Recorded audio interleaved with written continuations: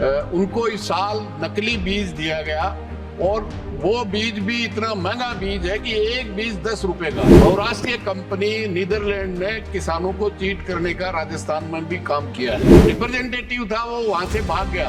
उनके खिलाफ कार्रवाई की जाए और किसानों को जो नुकसान हुआ है निश्चित रूप से उसकी भरपाई कराई जाए। कि एक ऐसे किसानों के साथ बहुराष्ट्रीय कंपनी नीदरलैंड की रिजक जवान ने खीरा का नकली बीज पिछले 2 साल से इसी कंपनी का बीज जो नेट से पोली हाउस में जो बहुत ही उच्च कोटि की फसलें पैदा करते हैं उनको इस साल नकली बीज दिया गया और वो बीज भी इतना महंगा बीज है कि एक बीज 10 रुपए का, 1.5 लाख रुपया, 2 लाख रुपया।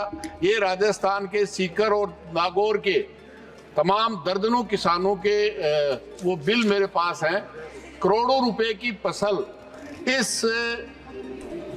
बहुराष्ट्रीय कंपनी नीदरलैंड ने किसानों को चीट करने का राजस्थान में भी काम किया है। निश्चित रूप से वहाँ विषय था ककड़ी उत्पादकों क्या विषय, अध्यक्ष ककड़ी उत्पादक का विषय था।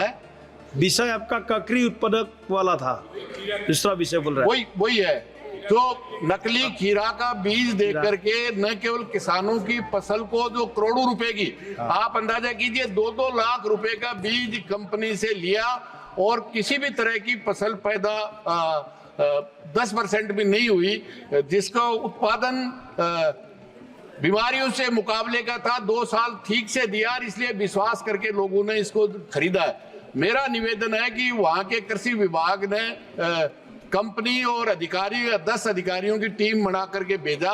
एक जगह जाने के बाद कंपनी का जो रिप्रेजेंटेटिव था वो वहां से भाग गया, क्योंकि सरकार कंपनी किसानों के उस मुआवजे को नहीं देना चाहती। इसलिए मेरा आपके माध्यम से निवेदन है कि निश्चित रूप से न केवल ये राजस्थान में, जबकि बहुराष्ट्रीय कंपनी है, तो देश के अन्य जो नेट से फसल करते हैं उनमें भी इस कंपनी ने बीज दिया होगा।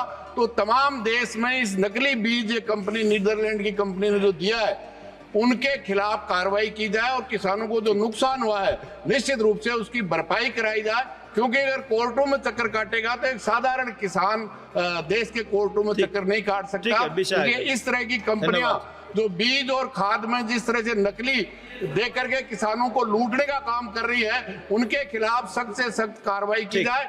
चाहे बीज का सवाल हो, चाहे खाद का सवाल हो, जो बहुराष्ट्रीय कंपनियां हो गया।